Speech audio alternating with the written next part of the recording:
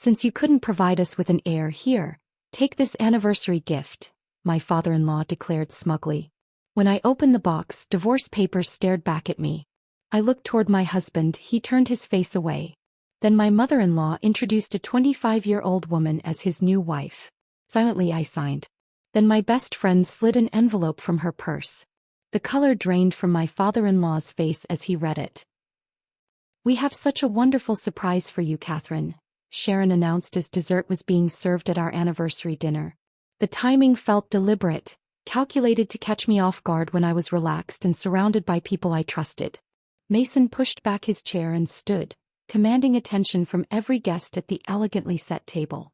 The crystal and china I had so carefully arranged suddenly felt like props in a play I had not auditioned for. But let me step back and explain how I arrived at this moment, sitting in that dining room surrounded by family and friends, completely unaware that my world was about to shatter.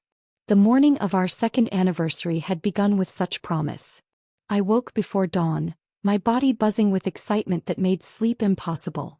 2 years. Timothy and I had reached our second anniversary, and tonight we would celebrate with everyone who mattered to us. I slipped out of bed carefully, not wanting to wake my husband, and padded to our kitchen in bare feet. Before we continue with Catherine's story, I want to thank you for joining me in sharing these experiences that matter to so many women. If you believe that every marriage deserves honesty and respect, please consider subscribing. It helps us reach more women who need to hear these stories. Now let's see what Catherine discovered next.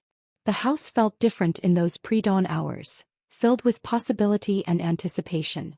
Sunlight had not yet begun filtering through our lace curtains, but I could see our wedding photos on the mantel in the soft glow of the street lamp outside. There we were, frozen in that perfect moment when we promised each other forever. Timothy's face radiant with joy as he slipped the ring onto my finger. My dress billowing around us like a cloud of hope and dreams. I touched my wedding ring as I started the coffee, spinning the gold band around my finger the way I always did when I needed reassurance. The metal had grown warm from my skin over the past 2 years, molding itself to fit perfectly. It felt like part of me now, as natural as breathing. Timothy appeared in the kitchen doorway just as I was plating his favorite breakfast. Blueberry pancakes with real maple syrup, turkey bacon crispy exactly the way he preferred, fresh orange juice I had squeezed by hand the night before.